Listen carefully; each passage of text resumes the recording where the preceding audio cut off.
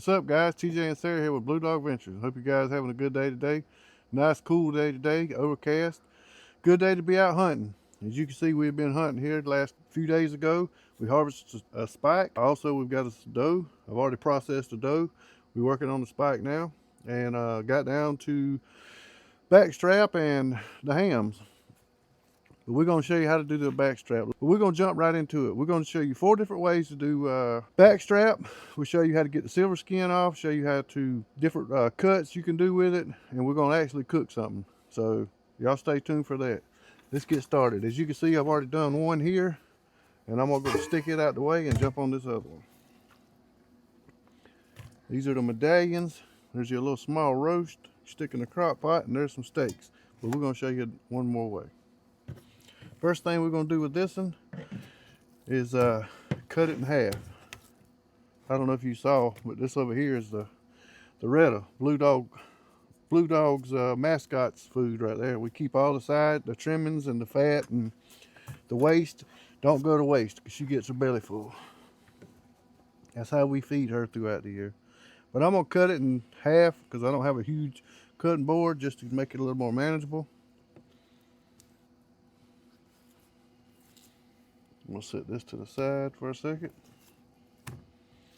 All right, the first way, I'm gonna go ahead and do it with the thicker parts of the backstrap here, is we're gonna cut some medallions. We're gonna cut them about 3/4 inch to an inch thick, wrap them in bacon, and we're gonna make some deer filet mignon. But we gotta add a bonus flavor. But I'm gonna cut this one, start here. Let me get it where Mama can see good.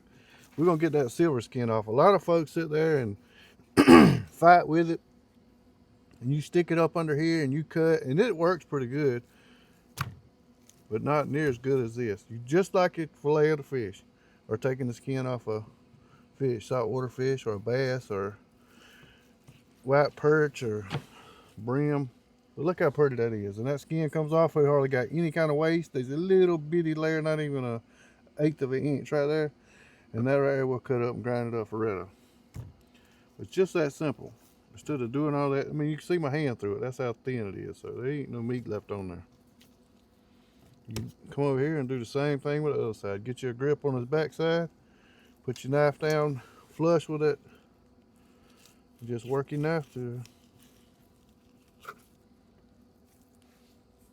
And sometimes you'll leave a little bit, like this is a little thicker side. And you can do it that way.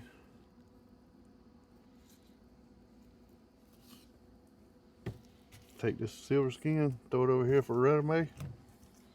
We're gonna clean this piece up a little bit.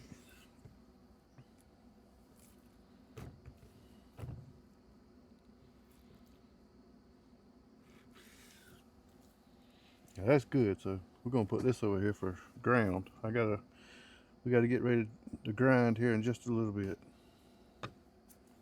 All right, what side do I want to use? That right there is not the silver skin. It's not tough. It'll just cook off. But we're gonna cut them in about that thick, about as thick as our strip of bacon.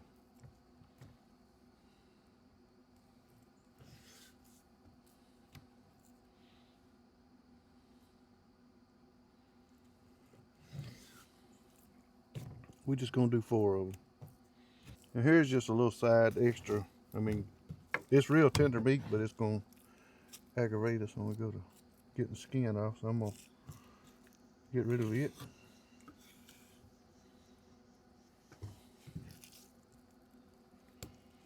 The silver skin, as you can see, is not quite as predominant on this end, the thinner end.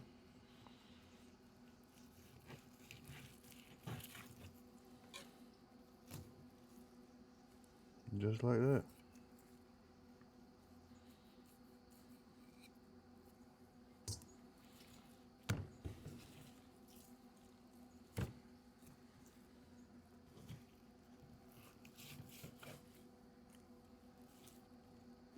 Gone. We'll take this end, square it up a little bit. That'll go in the grind pile.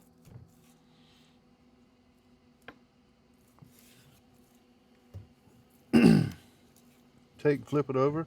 Like I said, this right here, we're gonna save for our a roast.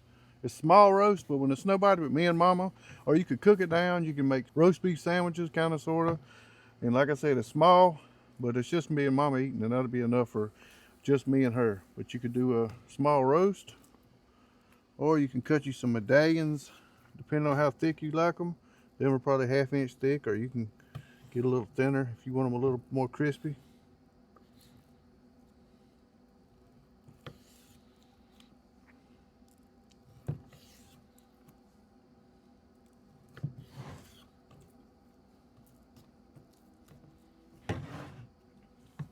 And you batter these babies up, put your little salt and pepper, whatever kind of seasoning you like. We love Cajun two-step for the most part, or a little salt, pepper, garlic blend. Put a little flour on it, drop it some grease, make you some homemade gravy. You talking about good. Rice. Ooh, making me rethink these things. Gonna go in the house frying pan. Anyway, last way we do it is butterfly. And this I'm gonna stop halfway through, or before I go all the way through. And that's a butterfly right there. You get a little more. We have done this several times.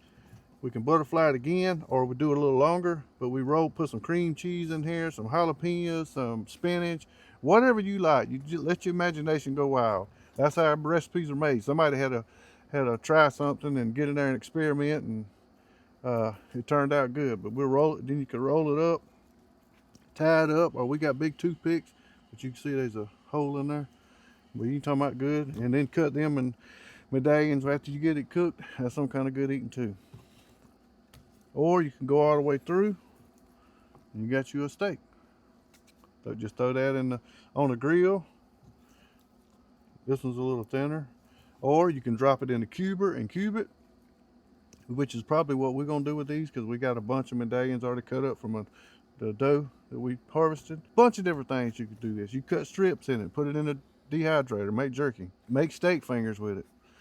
Sadie, she loves, that's her favorite meal. That's what Mama has to cook her for her birthday every year.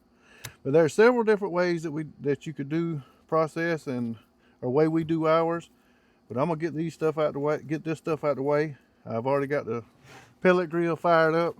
We got a Boston butt on there, and we got another little treat on there too. I'll show you.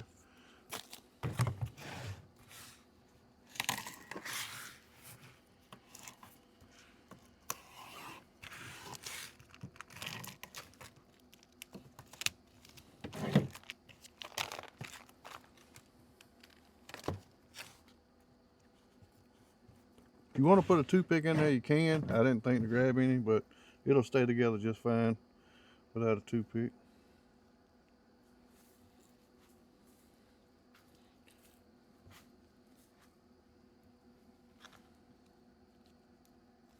You can season before or after you put the bacon on. We're gonna season after.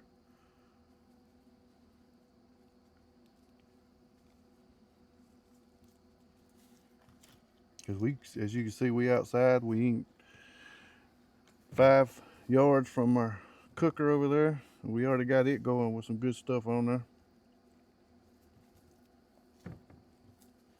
Just a pretty day. Be outside. I didn't process this one whole deer, and working on the second one, just sitting right out here in nature, beside the house. All right.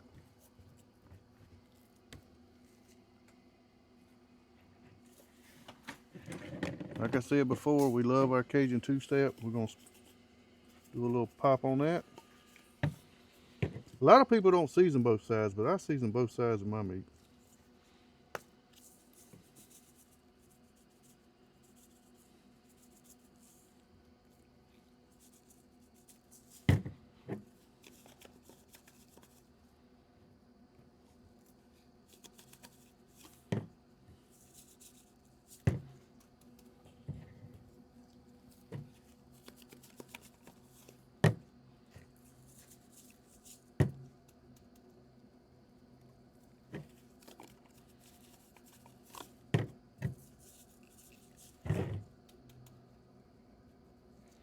All right, here's where the kicker comes in. Duck fat. As you know, deer is a very lean meat. I've added a bacon to it to give it a little bit of fat, but to give it a little different type of flavor, good flavor, and a little bit more fat and juiciness to it, we're gonna give us a little dollop of duck fat. And I'm gonna put it here on the top side where we got a little bowl sitting on top. I've already got the smoker running, or pellet grill going at 250. We're gonna stick these on there and let them cook for a little while. And everybody know, I ain't gonna say everybody, some people, my daddy, he loved to cook his meat. It didn't matter if he was cooking chicken, steak, pork. He cooked it all like it was, he was scared it was gonna come back to life. It was black. But we like ours medium rare, just like we do our steaks. Come on over here to the grill. For all those people that talk junk, well, you waste stuff, We don't waste nothing. You can see everything that come off that deer is right there. And that, we have several tubs of them that we're getting ready to grind up for Retta. That's Retta right there, for those that don't know. That's Blue Dog. We have a big Boston butt here. We're gonna make sandwiches, so we have sandwiches for lunch for the week. But we don't even waste the bones. There's not hardly any meat left on them bones. I've got them on here because I'm cooking a Boston butt. Gonna let them cook down. I cooked some yesterday. Give them a little bit longer. It don't hurt to give them to them raw, but I like to cook them down a little bit. Mainly because I like my pellet grill. But cook them down a little bit. We'll sling them out to the dogs a little bit, and them things, they'll get crispy, and it'll be gone here in a couple hours. But anyway, like I said, I got the smoker set on 250. I'm probably gonna crank it up to about 300.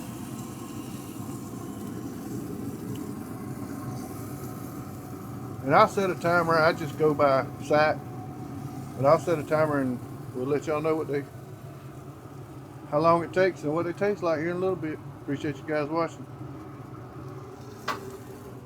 All right, guys, time to get the gloves off. As you can see, we've been still processing deer. I just broke down a ham to show you how to process it. It's been about 40 minutes. I crunk it back up to 300 degrees. The deer legs is ready to come off.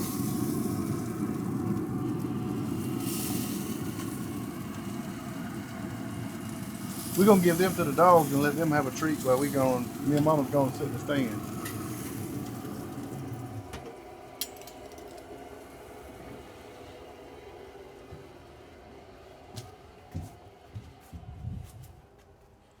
Nice little mid-processed treat before we go hunting. Finna get this put on ice. You ready to try it, Mama? Mm-hmm.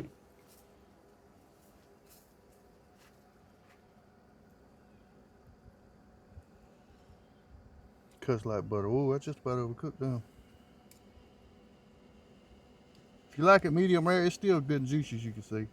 But if you like it medium rare, like we do, I'd say go 30 minutes, not 35. Or 40, excuse me. Yeah, I got He's 10 things going on multitasking, y'all. He's trying to process. I'm trying to film him. But you can see that juices right there. Woo.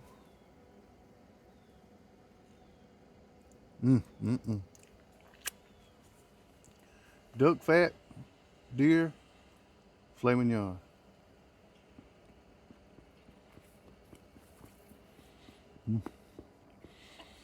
What little bit say she wanted earlier? Something savory? You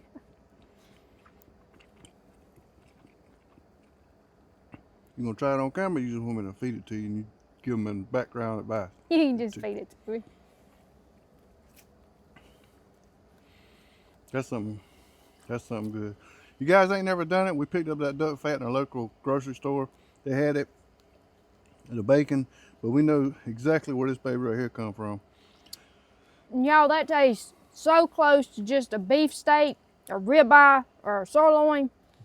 Mm-hmm. You can barely tell the difference. Very, very delicious. Like I said, the rest of the stuff in the video is just different ways you could do it. You could flour, cook a steak, wrap it. Whew, I don't want to eat this. I'm gonna put it down. Can't even talk straight. Several different ways you could do a backstrap. You don't just cut it up and fry it. You can make steaks, tenderloins, cut it up and do it with egg noodles. I talked about that in the prior video or upcoming video. With growing up, I just took the deer, cut it up in pieces, throw some egg noodles in boiling water with a little salt and pepper, and that's what we eat. But this was delicious. I promise you. Flavorful, juicy. Ooh wee. It's some kind of good. I don't know if we're gonna eat no Boston butt. You saw we had a Boston butt on the grill. That might not get eaten tonight. But we appreciate you guys watching. Hope you learned something. Leave us some feedback if you got some more recipes or a different cutaway, different way that you use tenderloins or backstrap. Excuse me, I keep wanting to call them tenderloins. Leave it in the comments and give us some advice. Appreciate you guys watching. Hope y'all have a safe one. Keep your lines tight, your barrels hot. Y'all stay tuned for the next one. Thanks for watching, guys.